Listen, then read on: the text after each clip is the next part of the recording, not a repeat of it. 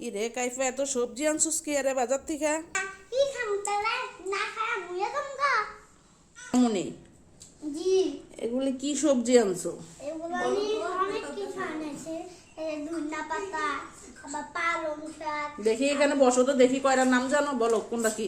পালং শাক, আবার ধনিয়া পাতা, এই যে ধনিয়া পাতা দুইটা, আবার ফুলকপি, আবার হলো লাল শাক, হলো মূলা, মূলা লাউ, লাউ, তারপর তারপরে ডাল কাঁচামরিচ, আবার মুড়া, আবার হলো বেগুন, আবার হলো বাঁধাকপি। বাঁধাকপি কোনটা? এটা বাঁধাকপি, যেটা এই যে সিম, সিম এটা একই। এত এত শাক সবজি কেন আনছো? কোনো বাজার নাই। না না, খাই মা, খাই মা, মাছ মাংস খাইবা। এটা আজকে তোমাদের খালি সবজি খান, পুরো ঠুইলা ঠুইলা খান যদি না খাও। তো রান্না করো। রান্না রান্না করতে আমি পারি না, তাই তুমি তোমার বোনে রান্নবা। আমি এটি খাই না, আমি এটি দৌড়িও না। ধরো একটা তাই না, আমরা তো গ্রামের মানুষ, তোমরা তো এটি খাইবাই। হ্যাঁ, তুমি তো গ্রামের মানুষ, তোমরা তো এটি খাইবাই। আর কত কবি আমরা গ্রামের গ্রামের। উম্মা আমি এসব খাই না। খাও। এই লাল শাক এটি কে খাইস? আমি খাই। এটি খাই না। এই লাল শাক খাইলে পায়খানা হয়।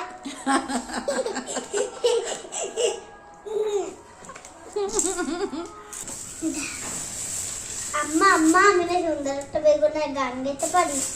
গা, কি গান পারস? কি গান গাই ভাই বেগুনের? বেগুনের গানটা গাই এখন। গাও দেখি তো। সন্ধ্যা বেলায় বেগুন খেতে করতে গেলাম চুরি, বেগুন আলায় অমনি আমার হাতটা নিল দড়ি, দইরা নিয়া বইরা দিল বেগুন আমার জড়িতে, আজ যাব না বেগুন তুলিতে।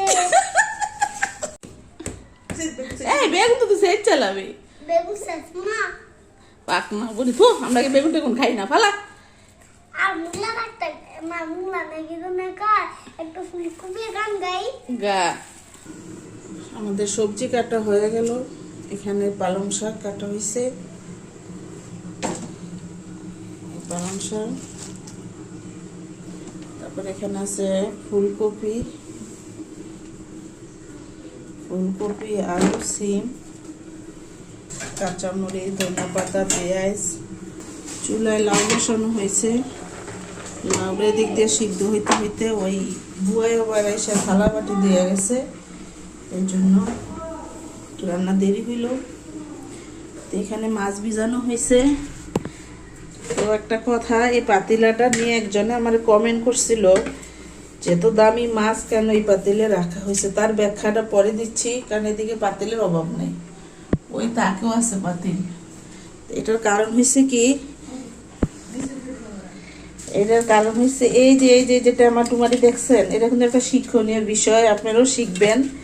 এটা আমার টুমাটির কারণে কিন্তু এই মাছগুলি যখন কাঁচরাই, তখন কাঁচরাইলে এই বীজরাগুলি উঠা যায়, এগুলির মধ্যে লাইগে, যেগুলিতে লাইগে পরিষ্কার হয়। আপনি মনে করেন এই যে শীতকাল, শীতকাল আসলে আমাদের অনেকের পা ফাটে, বিশেষ করে আমারই পা ফাটে।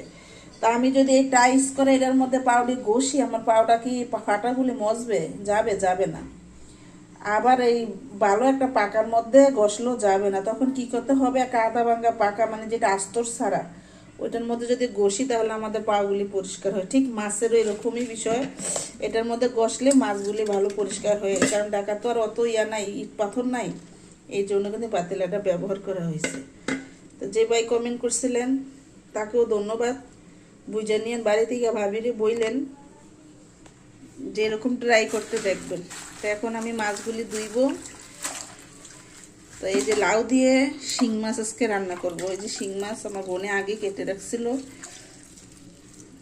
এই যে শিং মাছ আছে। শিং মাছ দিয়ে লাউ দিয়ে, তারপরে এখানে আছে ওই যেদিন মাছ আনছিল ওই মাছের মাথা দিয়ে পালং শাক দিয়ে রান্না করব। আর এটার মধ্যে আছে শৈল মাছ দিয়ে সিম আলু টমেটো দিয়ে রান্না করব। এই যে আমাদের রান্না, এই যে পালং শাক মাছের মাথা দিয়ে বাইঙ্গা রান্না করছি, শিং মাছ দিয়ে লাউ দিয়ে।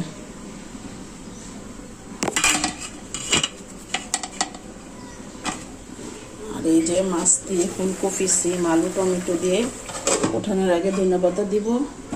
এতটুকু ভিডিও। আর এখানে তরকারি কালারটা বোঝা যাচ্ছে না, কারণ এই যে লাইটিং এর এখানে তো অন্ধকার অন্ধকার, থাই গ্লাসটায় আলো আসে না, আর লাইটিংটা পড়ে গেছে তাকের উপরে, সেজন্য আলো আসে না, লাইটিংটা পড়ে গেছে তাকের উপরে, সেজন্য বোঝা যাচ্ছে না। এতে ভালো থাকেন সবাই, আসসালামু আলাইকুম।